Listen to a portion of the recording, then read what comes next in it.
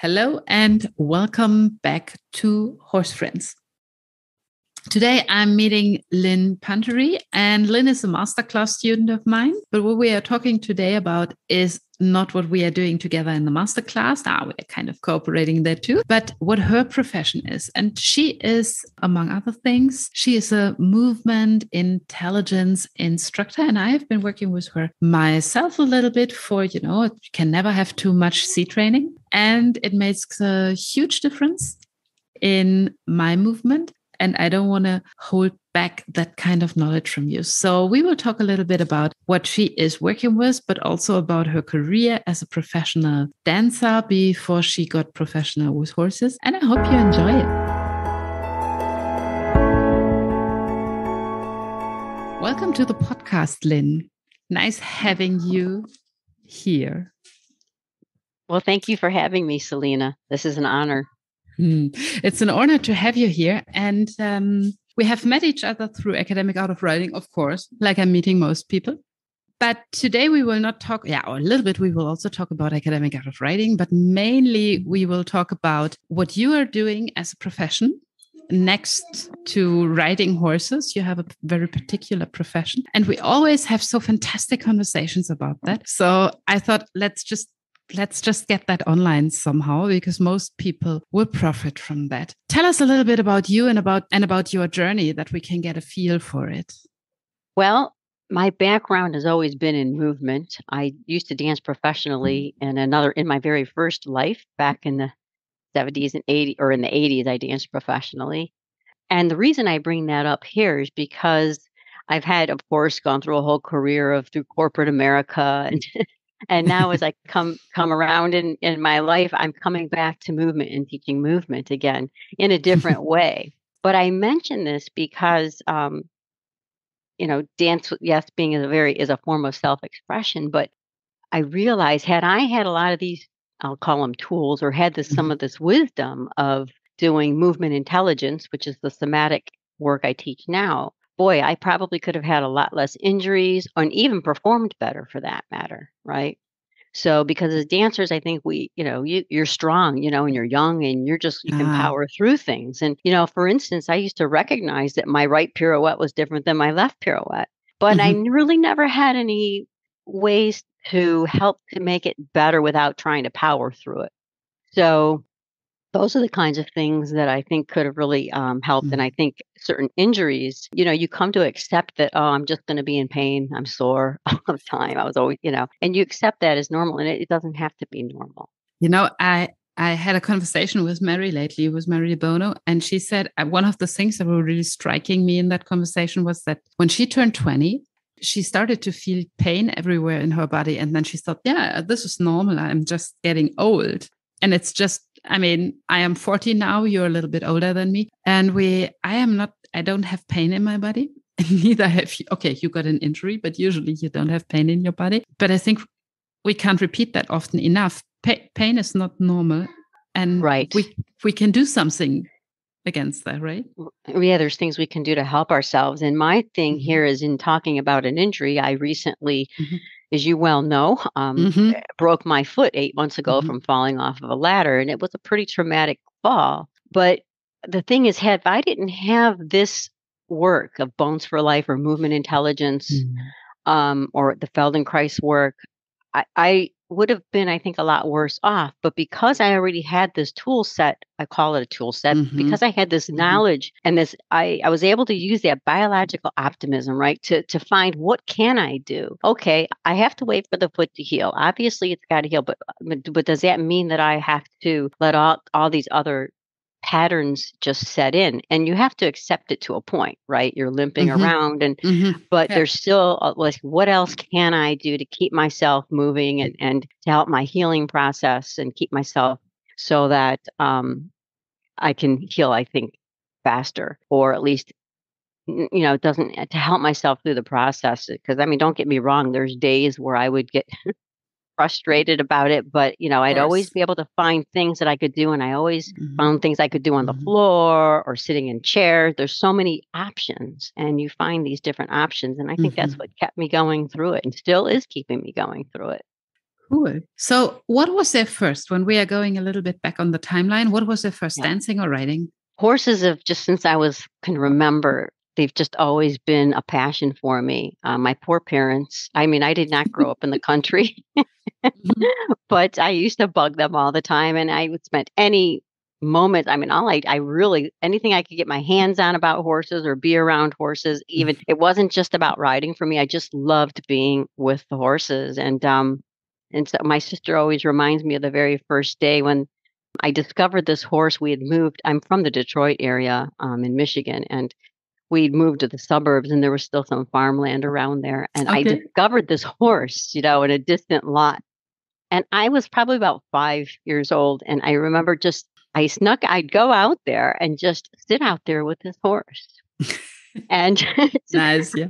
I just read this is and a little black, anyway, just sat out there for hours. And my mom would say, boy, I always know where I can find Lynn when I don't know where she is. And so one day my sister would come out and her friends would come out. We'd visit the horse. But then the owner came out to bring the horse in to the barn at eating time. And she said, and I'd never met the owner before, I mean, you're a kid, you just kind of do things, right? And she says, she goes, do you want to ride him?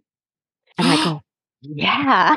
So she puts me, I mean, I remember I'm wearing this little white culotte outfit. I still remember what I was wearing. And she said, and so she just puts me on his back and walked me back to the barn.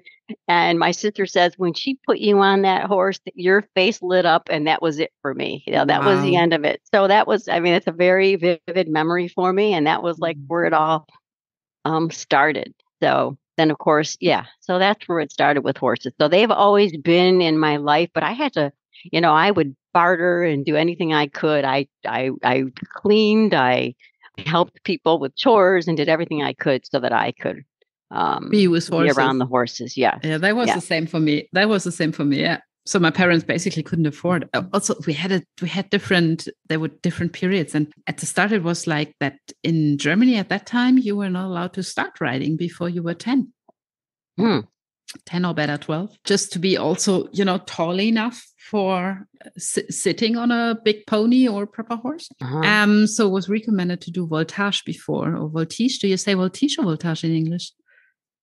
Volte? I'm not sure. When you're going up on the horse and doing gymnastics. Okay, then I think they call that volte. But anyway, volte. Yeah, we are calling it volte. Yeah, voltige. Okay. Yeah. So wow, you have to do that before you can sit on the horse. Yeah. Yeah, but there was no opportunity in my surroundings, so that was off. And then I was sometimes allowed during weekends to go to one of these farms where you can borrow a horse for half an hour and drag it through the forest. Oh yeah. Horrible. Yeah. Oh God, horrible. But it was difficult for me to wait. And then I was training voltage on our sofa. I will never forget that. That was a very big thing for me as a child, to train regularly on our sofa. If I haven't had a horse, I could do at least the postures on a sofa. Was something. And I started when I was 9. So yeah.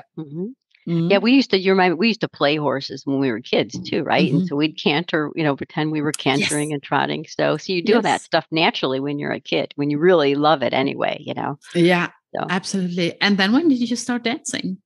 Pretty young also. Well, not as young as some people start, but I think I was around I think in second, maybe 8 years old or something like that. So some people start really young. I was a little bit older.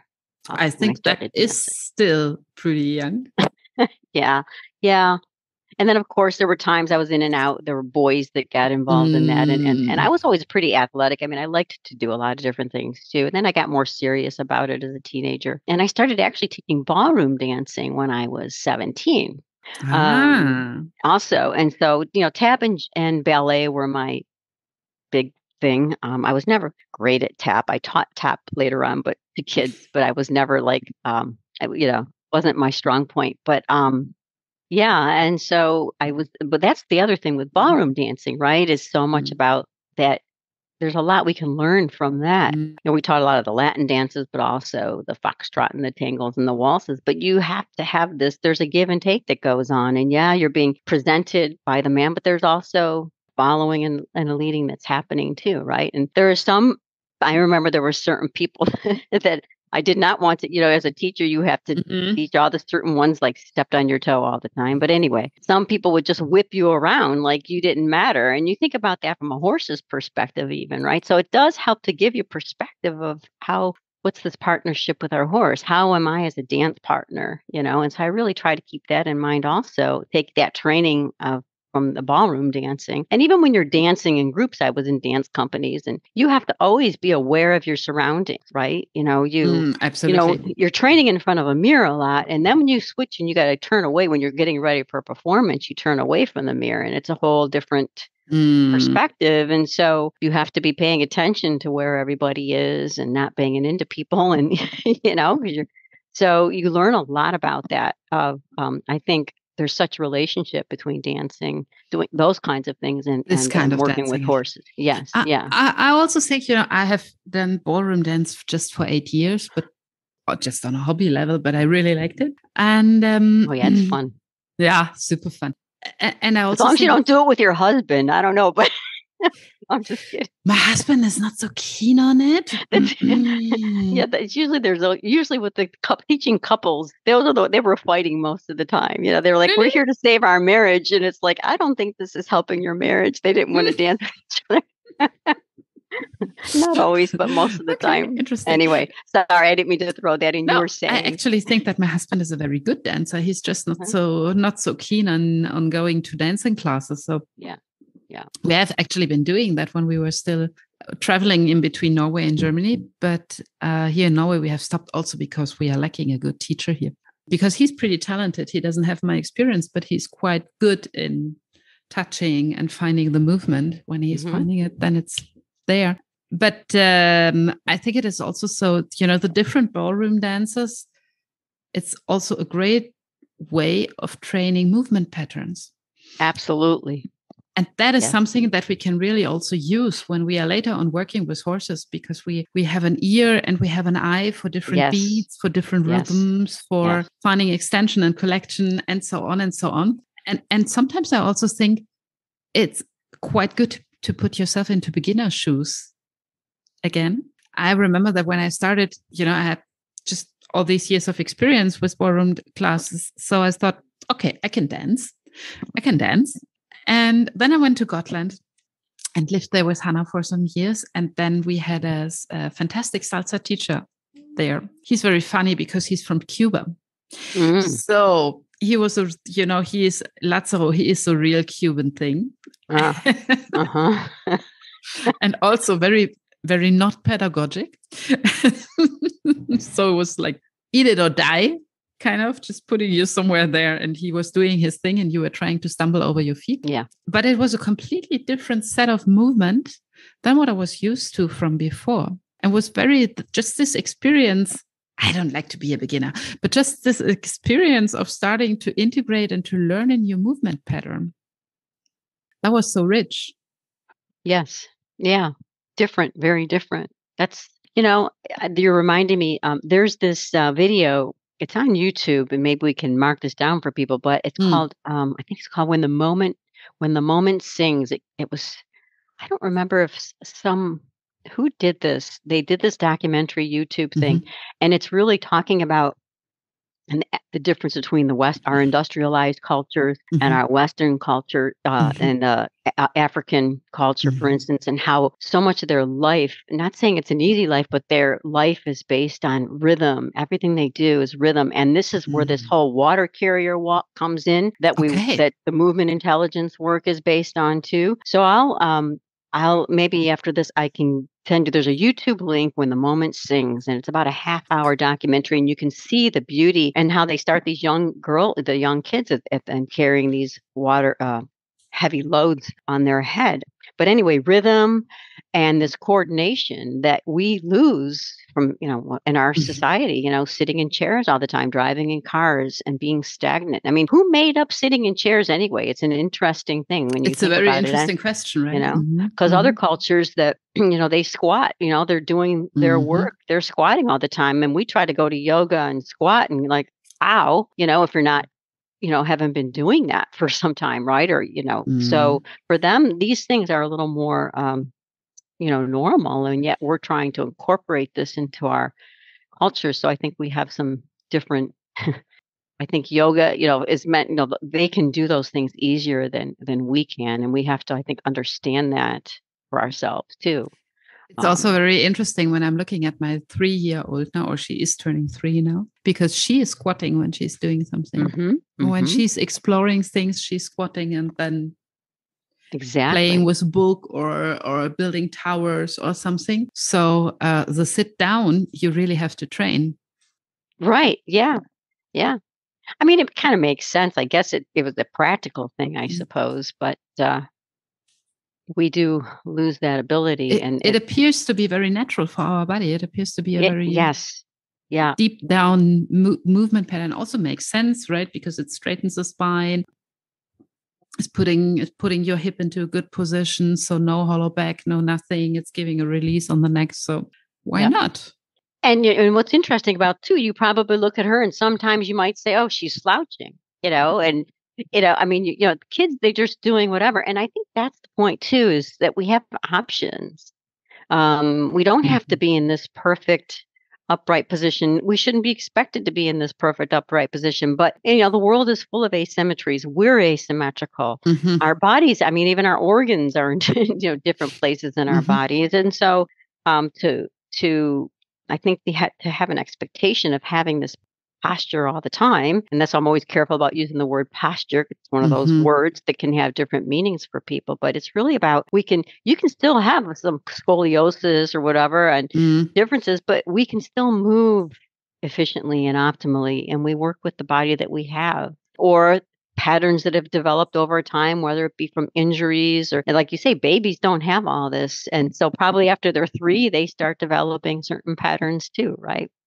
Interesting. And the other thing is, I think sitting in classrooms, I had so much trouble sitting. It wasn't because I didn't like to learn, but boy, I had trouble sitting still in class. I remember I was a heebie-jeebie kid, right? And so that's another thing I hope would change soon is, like I have one of these chairs that it allows me to move. This is great for riders, by the way. And I think that they need more of these to be this kind of thing for kids in school, because they shouldn't be expected to sit perfectly still all the time. And maybe that's changing. I don't know. Or maybe we just need to teach the pedagogical concept of, sitting still in general. Yeah, but how necessary is it? Is it natural, right? No. Yeah. And so we want to move. We're meant to move. So I agree. But you have been mentioning the word movement intelligence now several times.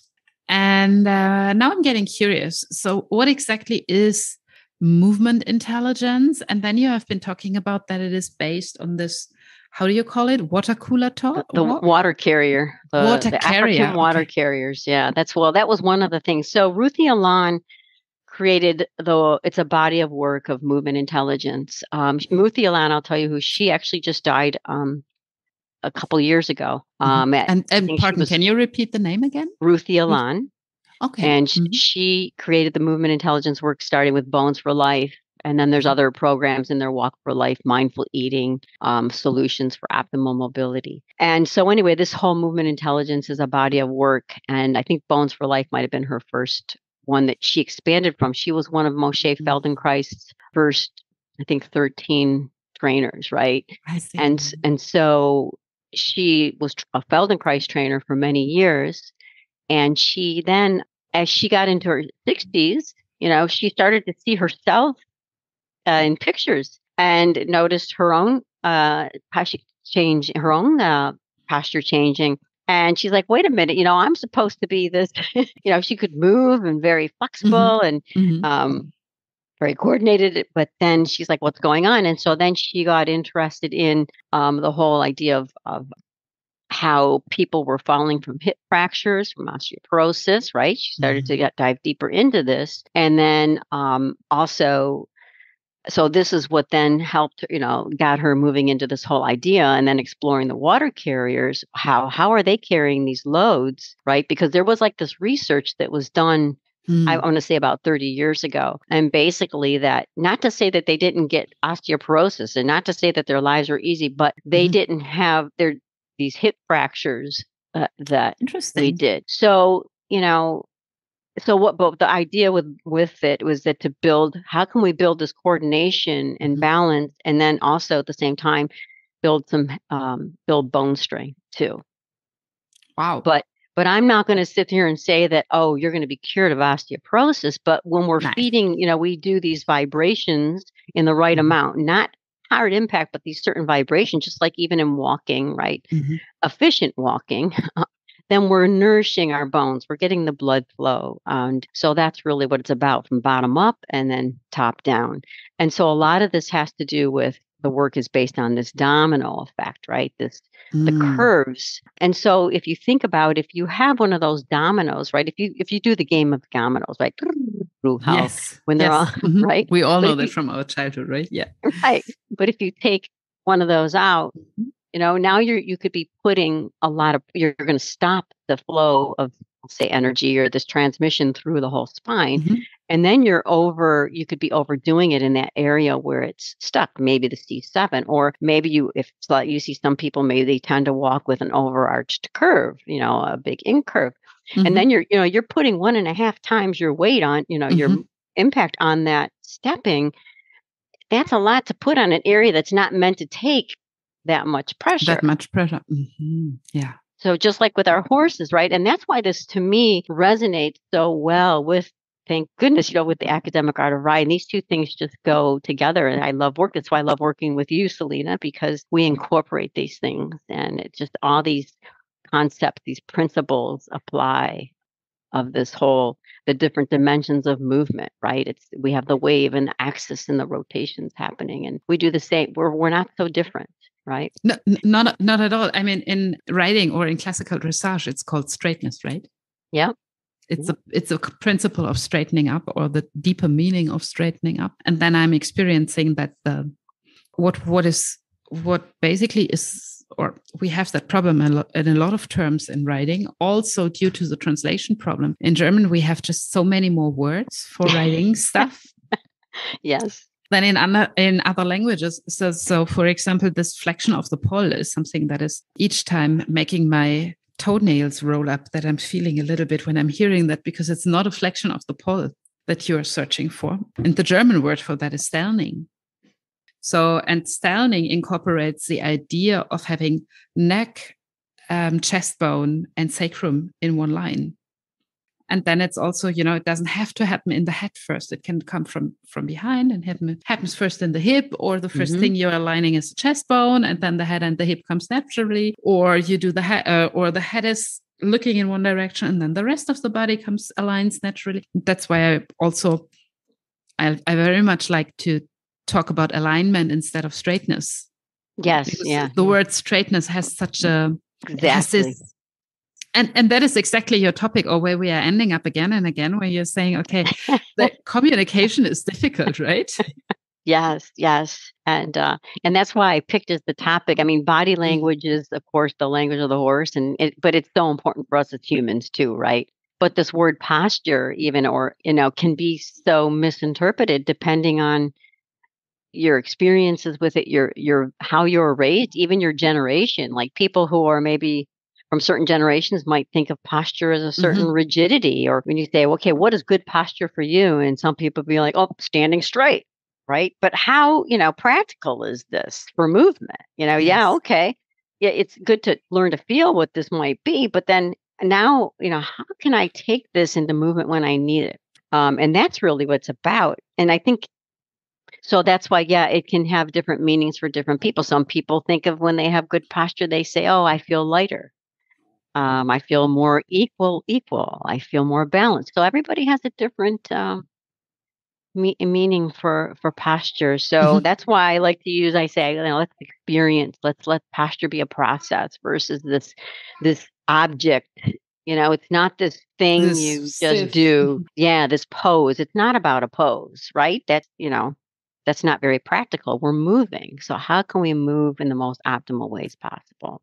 So we do things that are very unusual to create, we, of course, like the rib cage, Ruthie would call this is a tough nut to crack. And yeah, it's definitely important to to have a rib cage that's supporting, but our rib cages can also become, so it affects our breathing, right? Mm-hmm. So we do start to get a little bit more of this movement to create a little bit more movement in the rib cage, but not, of course, it's not meant to move as much as, say, the neck or the low back. But when this is stiff, these other parts, we overwork them.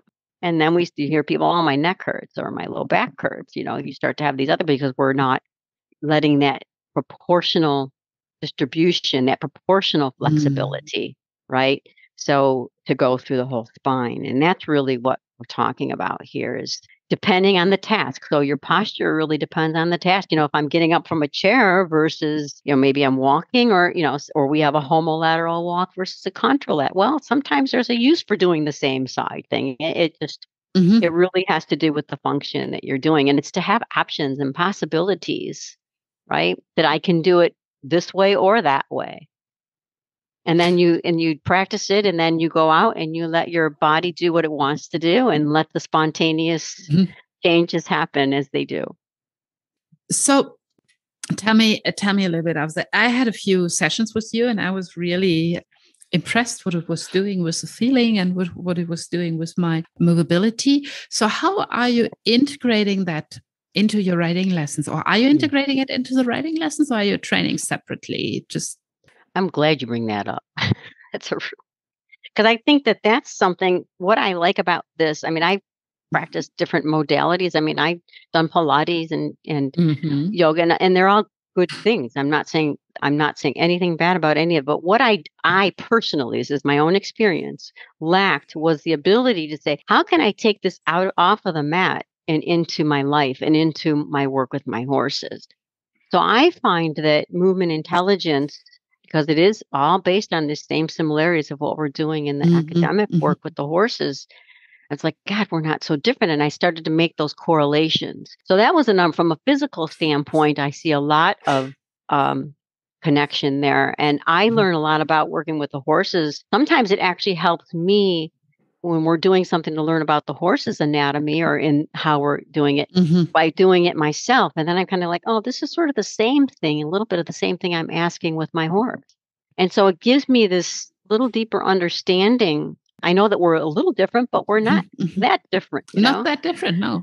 And so I can also play with it that way. So that's one of the connections I make, right? And I'll go on all fours sometimes myself and say, if I'm standing this way, what might be happening here? It's a little, I'm not the horse, but those are some things I'll play with. But also, I think what I really like about it is the principles. And these are, movement intelligence is based on Feldenkrais principles too. Yes. So, but there's a less is more, right? There's this guideline of 20% or less of effort when you're learning something, 20% or less. We don't go to the maximum. It's not about reaching some goal. It's not about ending the task. It's about working through the process. And maybe you're a little stuck somewhere and you're like, oh, wait, that's a little strange. And then it teaches you about yourself too. How do I deal with when I don't understand something? Just like, oh, that stupid teacher, he's not explaining it. No, or, I like that one, yeah. Or why can't I do this? You start to learn about yourself and how you deal with things that aren't necessarily going as smoothly as you'd hope. But then when you pause, there's always there's a lot going on. We do lots of pauses and rests in there. This is where the learning happens. And then you come back to it and you say, what if I try this? What if I try doing it with my foot? What if I try lifting it from here? So you start to, it creates, we do a lot of work asymmetrical, actually, right? So we're doing these unique movements that are more novel, and it deprograms us. Yeah. And so it wakes us up to say, something's different here. And so it allows for creative problem solving, right? It allows us to solve problems, and it helps us learn how to solve problems. So we do that through movement, but I say how you walk is how you ride, but in a way, people don't necessarily, sometimes that goes, and also I do have a saying, in teaching some experiential learning, sometimes I would say to people, how you do one thing is how you do everything, because it really is. It's, and I know, at least most things, right? So I think we can practice those things in our body as a laboratory. And then I can take the same way I would teach a class or prepare myself to do a movement lesson. Yes. I can have that same mindset and take these concepts of slow, paying attention, and being aware of the small tries, just this whole awareness, having the variation of movements, right? So all these different things, be it flexible goals, all those strategies or all those things that are involved in it that you can learn in a movement lesson, you can take that into the lesson and working with your horses too. So not just from a physical standpoint, but even how we can educate ourselves and our But if horses. I understand you correctly, if I want to work with you, I don't need a horse. I can do that at home on the floor, or I can do that on a chair or something. And then you're working with the movement patterns. Yes. And also, from what I'm hearing in between the lines, it's a lot for the brain, right? Yes, absolutely. Absolutely. The nervous system, for sure. Yes. We're opening up new pathways to learning when we start doing these on we go into a strange pose here and say, okay, now let's add some movement into that. But we're doing it. What's interesting about this and what I think makes it work is that it's more indirect changes. We're not saying you're going to fix this thing right here. Yeah. Right. We do it kind of through the back door. And I think that's what makes it effective, right? Nobody wants to have a direct criticism, and the body doesn't. You can over time repeat, and I suppose, but it's much easier to learn when something feels good to you. Absolutely, you'll want to do it. You want to do it, right? You want to go back into this feeling of feeling good. And also with horses, I'm often talking about that we want them to have movement intelligence, not movement intelligence, movement competence. Sorry, movement competence, that they are feeling competent in what they are doing and not pressed into a shape, but finding this like a flow naturally. Yeah. They probably already have movement intelligence, right? If we don't disturb so much. We're the ones that kind of, mess that up for them, right? Yeah, it's the same as with children, right? Yes. Yeah, as before we try to raise them properly to make good humans out of them that can sit on a table and stuff, then they are having a lot of movement intelligence. There is no problem. The other thing that's... Go ahead. I'm sorry. I have one more for you because I just had to think about lately watching my child play. I remember that we two had a few sessions where we were talking about how to get up from the floor and finding this, she's just doing it. Exactly. And that's actually, and I teach this spiraling, and, I'm going to be doing it as a bonus gift. I'm going to put that in as one of I have these. It was really hard. I'm doing 5 top favorites of these of 5 to 15 minute sessions. So, sometimes we don't have time for a whole hour, and maybe I feel, there's something I'd like to do for myself for the moment. So I'm putting together these anywhere from 5 to 15 minute sessions, and spiraling to get up is going to be one I'm going to put in there. And it's really hard to pick my top 5 favorites because as I'm putting this together, I'm like, oh, that's my new favorite. They all become my favorite as I do them. But anyway, I am going to be getting up from a chair. There's so many ways we can do this, right? But I am going to do the spiraling from the floor to stand. And because you're right, absolutely. And when I teach this in class, I have a video of a child he just whips around, Exactly. And it's exactly the same thing if you slow it down. And that's what we're doing. So a lot of these movements are also, they're based on these development patterns that we're doing. And we actually do a lot of things in creeping and crawling too, where there's definitely movements for that, for helping us to find our coordination in those movements where we use a wall. We can get on all fours and we'll take a movement. And so it's like walking is a process, but then we're breaking it down to these different components of movement. And it's always saying that, we have picked the horse as our animal because our movement is fitting so well together. Yes. And when I'm looking at my child and all, then she, has so many of these movements that I had to try to relearn, or I had to rediscover when I started doing academic art of riding, because it was not, when you're doing ballroom dance, the movement is going up. You're standing on the toe and everything goes more. Yes. Yeah. And when you're doing Cuban salsa, everything goes into the floor. Yep. Yeah. And in academic art of riding, or if you want to sit not on top of a horse, but in a horse, it needs to go into the floor. You need the Cuban salsa movement and not the... Right, yeah. Into the sky, getting stiff and moving straight and up.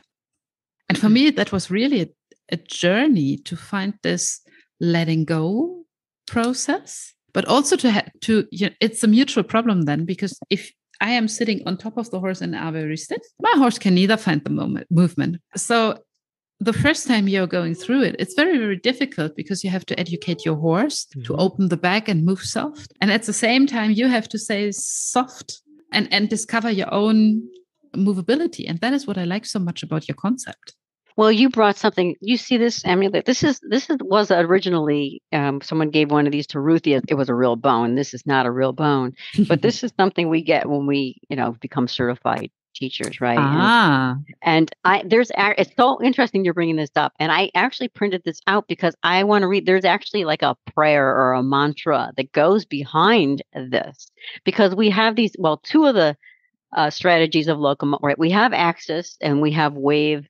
Right. Okay. So we have axis and wave, and then of course these other dimensions of movement. But I'm talking about two right now. So axis, you're talking about axis. This longitudinal axis is uprightness, and I know in the horse it's more this way.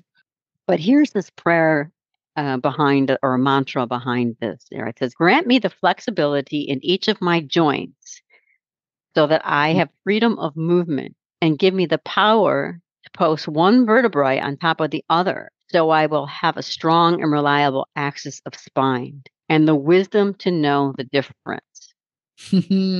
Right? So it's dependent on what we're doing. And you have to have both, right? So even if you're if you want, sometimes you want more axis, other times you want more movement. But you have to have both in there. And it is the wisdom to know the difference. So I'm so glad you brought that up, because it was so fitting to that. Yeah. And also the ability to move without effort. Yes. Right. Because it's just, yes. It has to be effortless. Yes. It's not, we sometimes we're teaching things and it's artificial, and we want to go from artificial to organic, right? And that's what we're trying to help ourselves find, to find what is organic to us, or what, what was, and we lost it. And then there is this biological optimism that you get when you have, when you're doing the creeping thing and you start to get it, you're just like, there's this, sounds interesting. This primal thing that comes back to you when you start to feel all your parts really in harmony with each other. And you're kind of come back to some, like, wow, I was this creature, Anyway. That sounds very interesting. Eventually, I will I will ask you to do this creepy thing. Okay. Yeah, we have it in a few phases. We really break it down. Cool. That sounds very funny. We have breaking down of the water carrier walk too. We have a few phases of that. We practice we have a bones wrap, and we have a wrap, and we use that as a crown. And we use that to practice this. But we really do break this down in different movements, but we do practice with a crown too. So we use this wrap to support us. There's lots of different things we do. The idea is to create these greenhouse conditions for learning, to make it feel safe, to fill in with padding. We want to make it as comfortable for us to relearn, to learn as possible. And that's an important thing that you're bringing up there, because, my favorite topic is stress since a few years, because I discovered how important, not only for riding and performing, but also in our life, how important that is for horses, for humans, how high the stress level actually is, and how much it is changing if we can lower it. Yeah, absolutely. And there you are going exactly in that direction, because when you're saying you're making it as comfortable as possible, then you are also working with the nervous system and working on coming into, not only coming into, stress makes stupid. So not only coming into an area where you can learn, but also where you are training to let go. Right.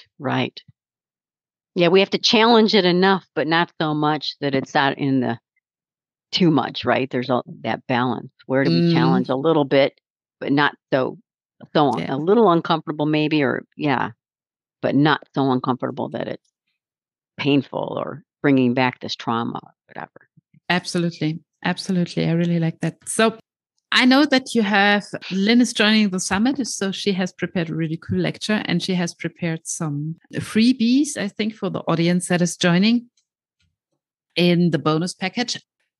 But for the podcast audience, or if you're meeting a new rider, let me ask like this.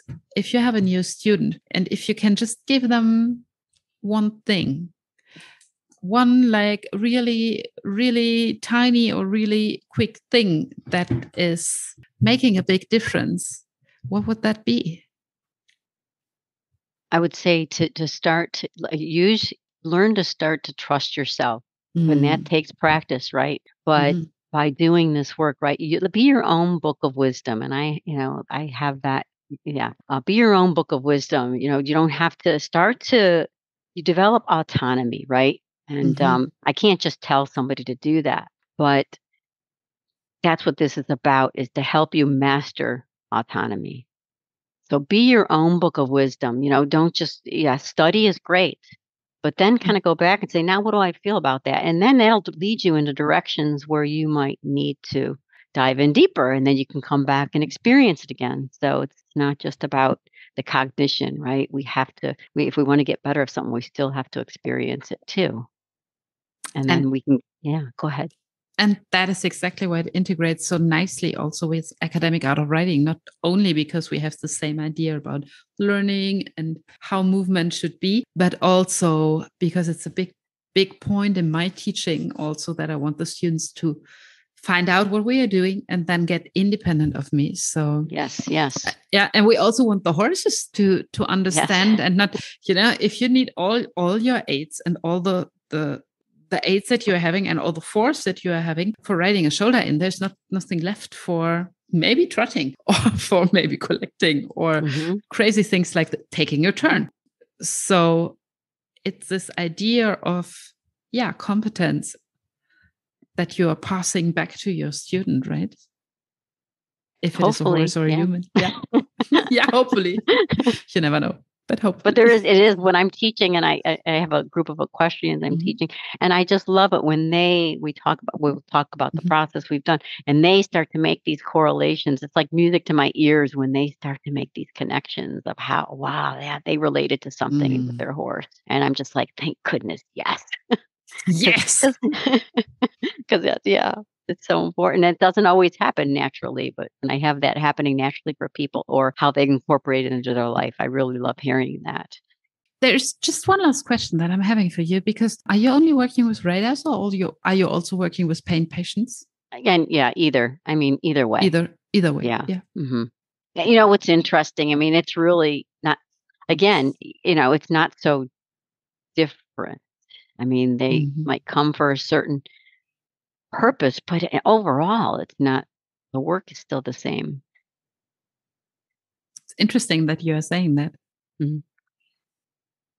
I have just had an interview about the rider seat and about the, tool fitting to saddle and seat and that a lot of riders are actually also experiencing pain while they are riding. And Yeah. yeah, and then we can say it doesn't have to be like this. Right, right. That's one of the things. Like I have that. It's like if you're Doesn't have feeling to be pain, like it's not normal. It doesn't have to be doesn't have to be normal. like Don't this. think you have to do it because it just means that's your body talking to you. That's Mhm. your inner communication. We have to listen to that and say, "Hey, what's going on here?" Because yeah, how fun? Why would you even want to do something that hurts anyway? So when we think about it, right? I mean, and I've been guilty of that too, right? Why do we? Honestly, I'm asking this question very often because usually I think that most of us have been started with riding because we like horses. Yeah. And then I'm seeing them sitting on a horse very stiff or being Right. very, very focused and want to achieve the piaffe or Yeah. something. And then all this joy and this fun is getting lost. And that is so sad because it doesn't Yes. have to be like this. Yes. I agree. I've done that with. I remember this student I had. I said, "Here, pretend these are Mhm. reins," and I could tell that like this. She went into this other zone, like you're saying, Mhm. another mode Yeah, of. I'm like, wait a minute here, So, but that's why I say how you walk is how you ride, absolutely. and she just totally went even in her body, and I'm like, well, let's wait and get that a little more settled before you're sitting on one of my horses because we want to keep things safe. Yes. So Yeah, anyway, I'm also doing that regularly in clinics. I'm sometimes seeing people there like getting really tense, and then I lately on a course I have been asking someone if they actually like horses, because she yeah, doesn't, if she's just aware of the fact does she like horses, she doesn't have to be here. I mean, she's doing that because she wants to, right? And she was totally. I got a cold, and she started crying, and was just like, oh, okay. hmm, I obviously I nailed it. And we had a very a very cool lesson afterwards and a very cool course afterwards. And then she took me to the side and said, you know what? That was exactly what I needed. I do like horses.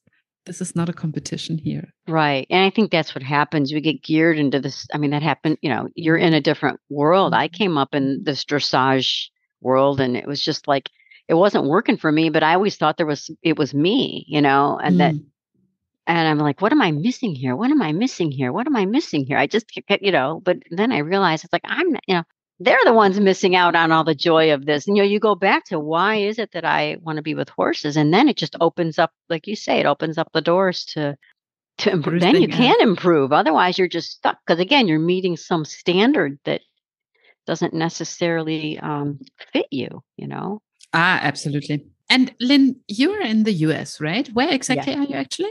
I'm in Maryland. I'm near DC, about a half hour from Washington, DC. So I'm in a town called Bowie, Maryland, near Baltimore, Annapolis, and DC.